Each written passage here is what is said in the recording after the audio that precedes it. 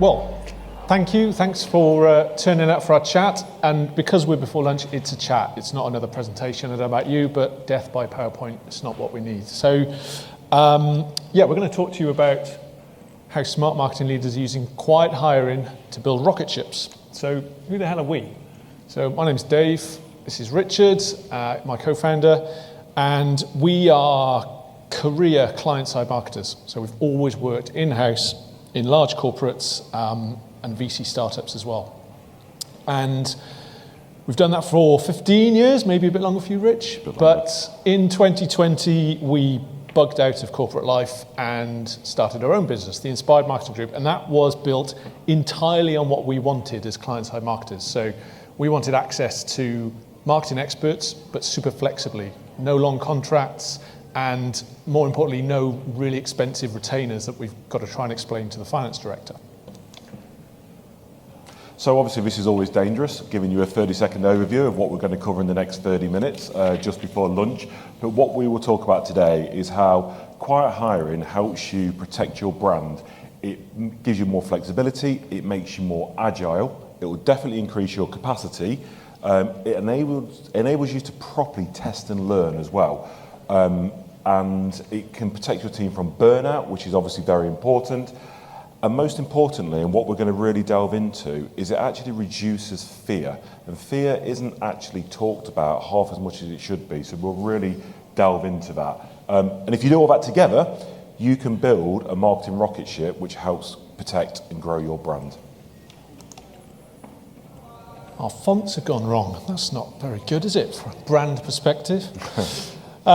So before we get into all that detail, what the hell is quiet hiring? So this is the definition from Gartner, but it is basically the art of... Gartner, outstanding means 1899 to... Thanks, Siri. What was I doing? Say Gartner, right. So it's basically the art of moving internal resource around, right? So it could be using people that are in the business, moving them around, getting them to fill gaps. It could be giving people some extra responsibilities. You've got to pay them for those extra responsibilities, mind. Or it could be bringing in people on a contract or a short-term basis to help you get more stuff done and to increase your capacity. And as I said before, we're going to start off by talking about fear. And I, like many people in this room, have done some really great stuff in their lives. You know, there's quick changes to those long drawn-out things which you never thought would get across the line, but they did. And Dave and I were, in truth, having a beer, and I came out with this statement. And actually, when I actually really opened it up and I really was honest with myself, fear got in the way of a lot of things I wanted to do within a business. And when Dave reflected on it, he sent me a text message that night and said, "Do you know what? I realised when I handed in my notice in a previous job, I became the best version of myself because whatever fear I had disappeared." So we really started to delve into fear and how that stops you building rocket ships and growing and protecting your brand. And we looked at it from a theoretical side as well as a personal side. And we'll go through and tell you every brand's got a story. We'll tell you our true life story of how we let fear get in the way and how we now help people overcome fear. So fear at work. Fear is a pretty big topic, pretty important to us as humans. It used to help keep us safe, stop us getting eaten by lions. Now it just sort of presents itself as, imposter syndrome when you're standing on a stage in front of your peers. So, but it's a really important mechanism for us as humans. And at work, obviously, these guys have written a book, Community to Change. It's brilliant. I definitely recommend you take a look at it. But they talk about fear in the workplace, and that's not the fear of your boss beating you up or being attacked, or even about the sort of psychological safety that you might have at work, but about the fears that we carry around within ourselves, our own subjective fears that we've picked up on our sort of journey through life, and how those fears sort of stop us from doing the things that maybe we could do, maybe we should do to help move our businesses forward, help them take that step, help them become rocket ships, right? So our anxieties can be infinite, but in work it generally centers around the fear of loss. So making mistakes, letting people down, and how that's going to reflect on you professionally. We don't like to be publicly wrong, so because of our mechanism as human beings, we build up mechanisms to protect ourselves, to reduce fear, we reduce risk. But if you're going to work in a business that is going to the moon, that is going through lots of change and is growing quickly, that's a flipping scary place to be, I can tell you. So how do we overcome fear? What are the steps that we can go through? So again, Coghlan and Coghlan came up with these 4 steps that we can use to sort of lean into our fears and help us overcome them. And the first is know when it's happening, right? So know when you're scared, know when you're being led by fear, by your thinking is being led by fear or the way you speak, and then lean into it. So once you've recognized it, imagine that thing happens. What's the worst that could happen? And that's the scary bit, right? But then once you've imagined that worst thing happening, reflect on where it's coming from. So how have you learnt this fear? Where have you picked this fear up from? And what was the situation you were in when you picked up that fear? And then compare that to your situation today. Now, in theory, there should be a gap, i.e., you were a very different person, the situation was very different. So now you can assess that fear objectively, still flipping scary, but you can assess it. And in theory, you should be able to sort of rationalize that it's quite unlikely to happen.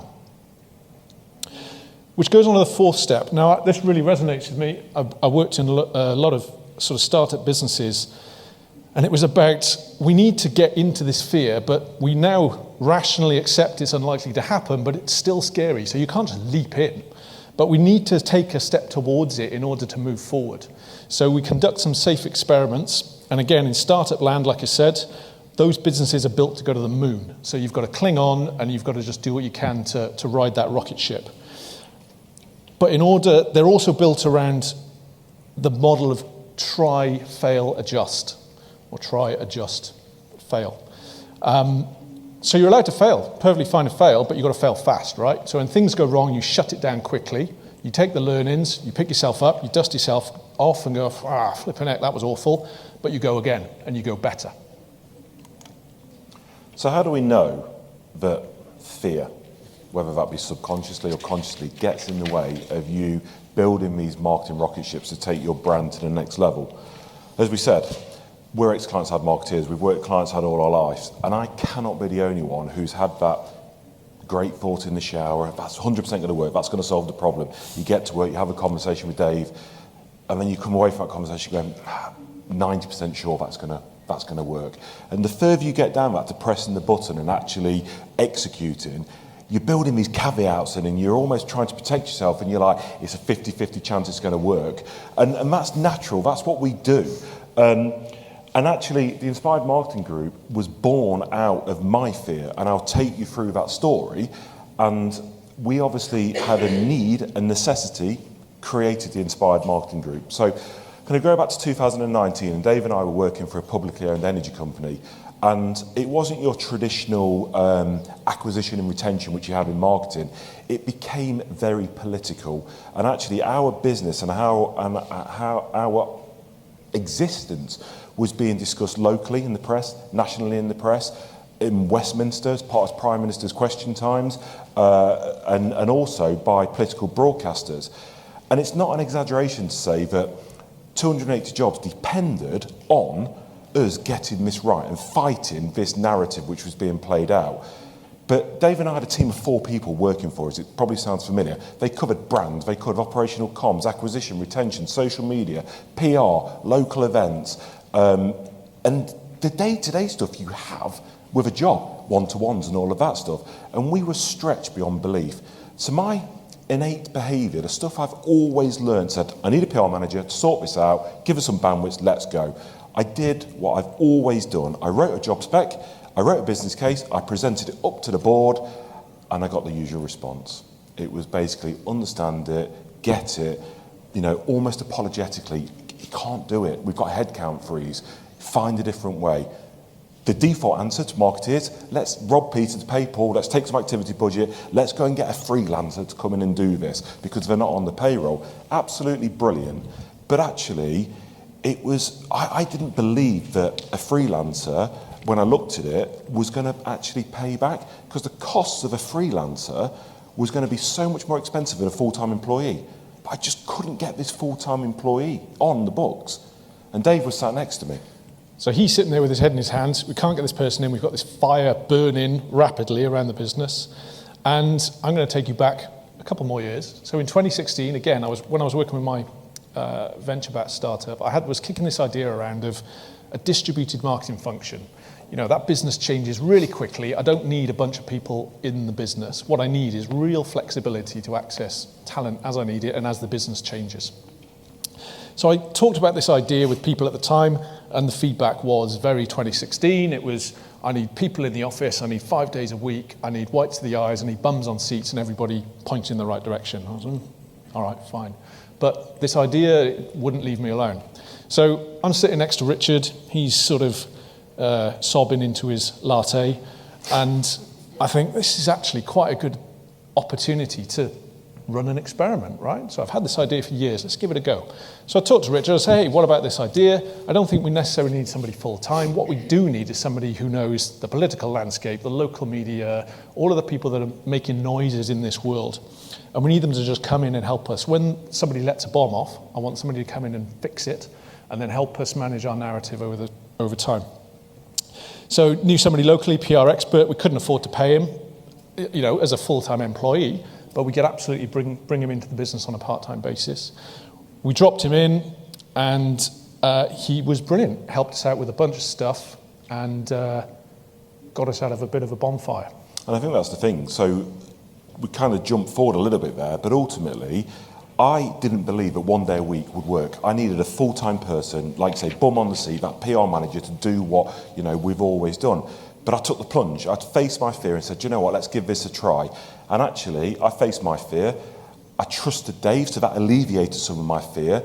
But also, as well, it was Dave's recommendation, so if it went wrong, over to Dave. So, but brilliant. And actually, do you know what? Dave talked about that. It worked brilliantly. We got Greg in. He worked 1 day a week. He was actually flexible on his days as well. So sometimes he'd come in on a Monday half a day to help us strategise, and then he would be almost like on call for an hour a day to make up his week, to make up his full day, to help us sort of get over this PR hump.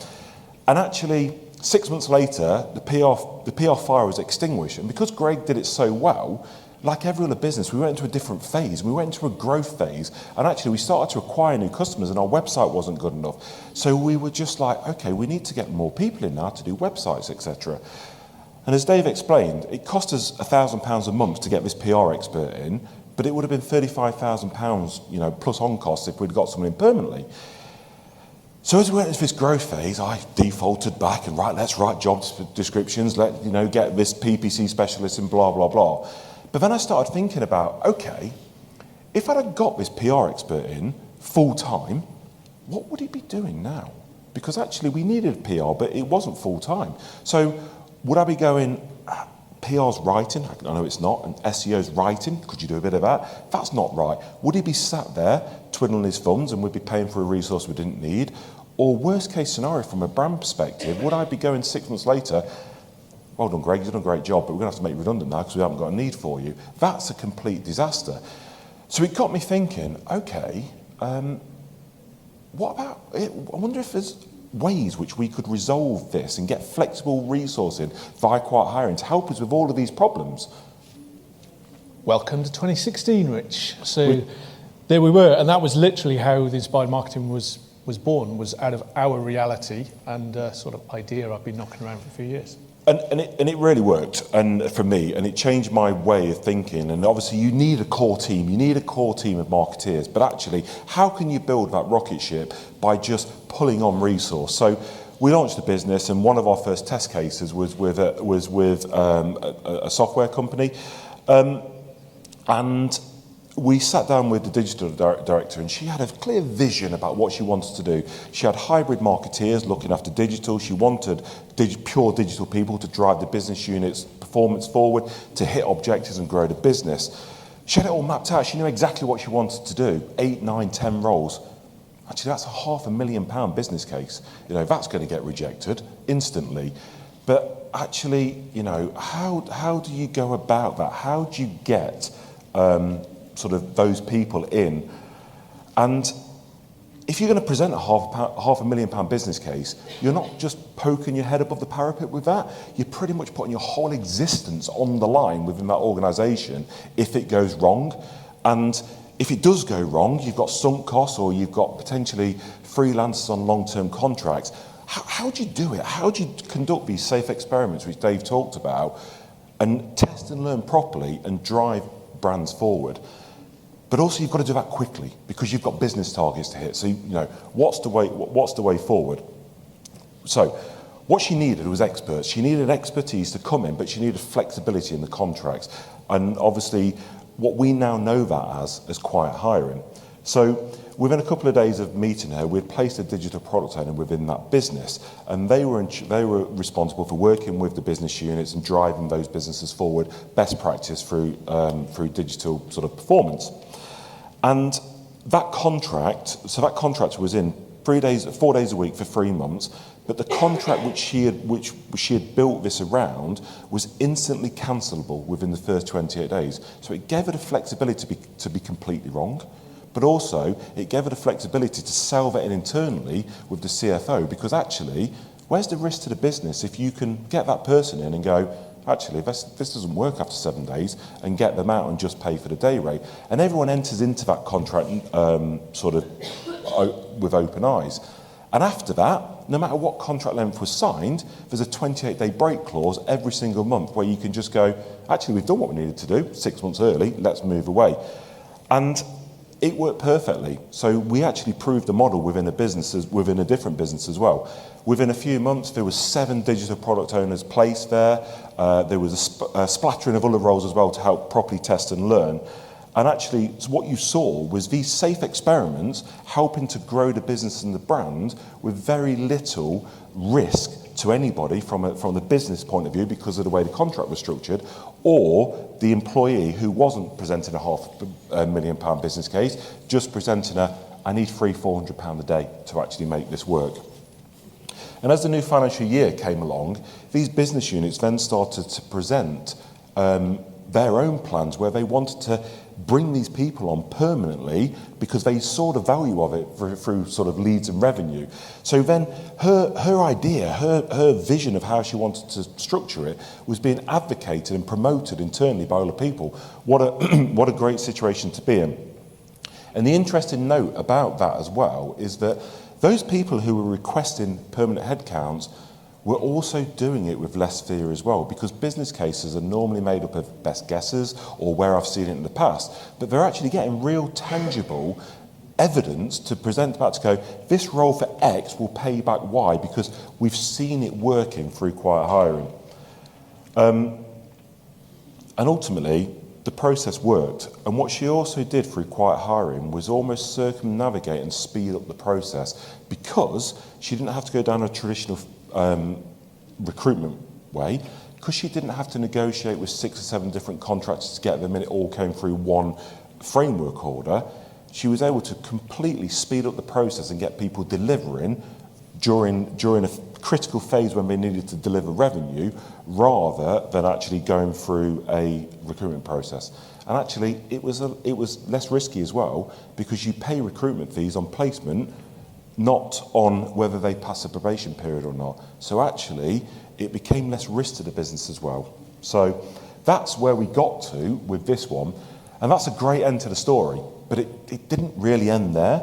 So what we found, and this is the model she rolled out in terms of the squads and tribes model, normally that's a great end to the story. You test and learn, you implement something and it works and everyone advocates it brilliantly. My visions comes true. But actually what she also then started to do was employ some of these quiet hires permanently. She road tested them, she tried before she brought, and then she brought them into the business as well. So therefore there's less risk in employment, because these people had already been tested, and no matter how good your recruitment is, you can't test really aptitude, culture fit, etc. before. So she was able to try before she brought, basically. What a great concept. And it still didn't end there. Actually, then she was asked to go to the Asia Pac business and roll out this in the UK, roll out this globally as a better way of structuring marketing to hit the business objectives. And while she was there, in part, not solely, because she had helped business units hit their objectives, the company hit their valuation target of £9.2 billion as part of the next investment round, because she was able to build this marketing rocket ship quick and fast and deliver, rather than going through traditional innate behaviours of recruitment agencies or just going through full-time employment. Awesome. So we've seen a couple of examples there of how safe experiments and quiet hiring have helped. What is going on? Helped two examples of businesses there. But we've also seen how it makes you look amazing. So if you can come in and you can deploy all of this stuff without fear, you can do the things that you kind of think, well, I know it should work, but I don't want to put my head on the line. So you can deploy that and look amazing as a real game changer in your business. But what about your business brand? And also what about your team? Because it's not just one person at the front leading the charge. You've got a whole bunch of people behind you actually doing the do. So I don't know about you. I'm sure your marketing teams, like lots of our clients, are working absolutely flat out at the moment. Like Richard mentioned earlier, we're seeing clients, we're making redundancies, hiring freezes in place, and we've got the ever-present threat of budget cuts and the tap on the shoulder from finance. So I don't know about you, but marketing targets never really seem to come down as well. So what is being asked is for people to do more with less, frankly. And burnout is 100% a real thing. It's really detrimental to brands from a employee retention as well as an employee acquisition perspective. So what can we do as marketing leaders to help mitigate that? Now, for 100% output, you do not need 100% effort. It's quite an important statement. Have we got any cyclists in? Any runners? Any marathon runners? Marathon runners, good. Long distance, good. So, but again, you'll know the importance, right, of managing effort. So if you were going to ride a stage of the Tour de France or run the London Marathon and you started at the start line and went off at 100 miles an hour, 100% effort, you ain't going to make the 26 miles, right? So why in work is the expectation that we need to be working 110%, delivering absolute maximum permanently? I don't know about you, I'm sure we've all done it, but if you start working 100% for days and weeks on end, are you doing your best work? Absolutely not. Now, the number 85, the 85% is arbitrary, right? The idea is that you give your team capacity. So it's capacity that allows them to solve big problems in a creative way, think differently about how they're going to get stuff done.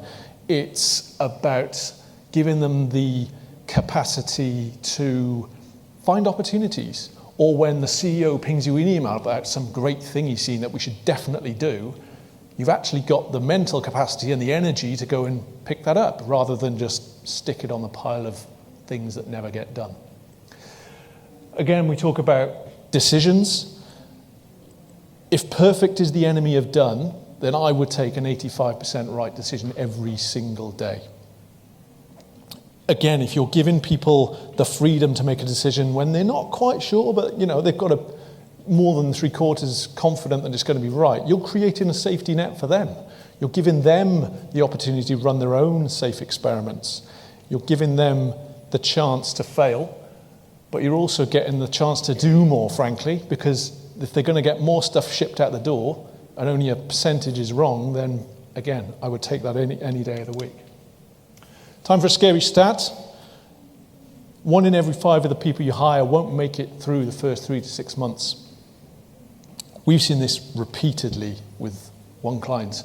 And as you can imagine, it's a massive headache. It costs a flipping fortune, and it's a general nightmare on a capacity and a work delivery perspective. Can't turn the page and hold the clicker. So you could use the third sort of quiet hiring method here. You could move somebody internally. So let's say you've got somebody in, product or another department who has got great attitude, picks up stuff really quickly, really keen to learn, or maybe somebody that's got marketing qualifications that they haven't utilized. You could move those people into your team to create some extra capacity. But in the example that Richard and I had, where we needed very specific skills, that's sometimes not possible. So The other option is, and again, Richard talked about this in our sort of second example, was you can bring somebody in on a temporary basis, they give you some extra capacity, boost your team, brilliant. But if they are doing a brilliant job, if they're a great team fit, you really get on well with them, they like you, and actually there's ongoing demand for what they deliver, why would you not just give them a job? Why wouldn't you just try before you buy? It really short-circuits your hiring process and, again, de-risks your decision of taking somebody on and potentially risking them leaving the business. And I guess as we were pulling these slides together, and it was mentioned in the keynotes this morning, it really reminded us of the Apple brand campaign in the 1990s, 97 I think it was, which was around thinking differently. And as client-side marketeers, I was forced to think differently, and actually it really worked. And we thought differently about our marketing headache and utilised quiet hiring to build our own rocket ship, and obviously it went into an acquisition mode after that. And now we've started to see some other business leaders do the same thing as well. This campaign, what it did was obviously focused on the people who changed the world are crazy enough in the first place to think they can do it. And it's centred around, and again, the words were mentioned in the keynotes today, it's centred around challenging the status quo and doing things differently. And I guess that's the takeaway we want you to have today, is that think about your marketing headaches a little bit differently, challenge the status quo, and from my point of view, absolutely challenge those innate behaviours which is centred around the only option is Monday to Friday 9 till 5 full time. What about the right person wherever they are for whatever time you need them for? So just to wrap up, how do you build your own rocket ship? So first of all, you need to be crazy enough to think you can do it. You need to accept that building a rocket ship is going to be flipping scary. So use some tools and mechanisms to help you step into that fear in a safe way. And then once you've overcome your fear, quiet hiring is a tool that you can use to create extra capacity in your team, give yourself flexibility, agility, all the stuff that was mentioned in the previous session, actually.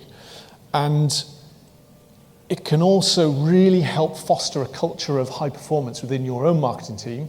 And the best bit, if you're a marketing leader, is it can make you look like an absolute rock star as an arbiter of change in your business.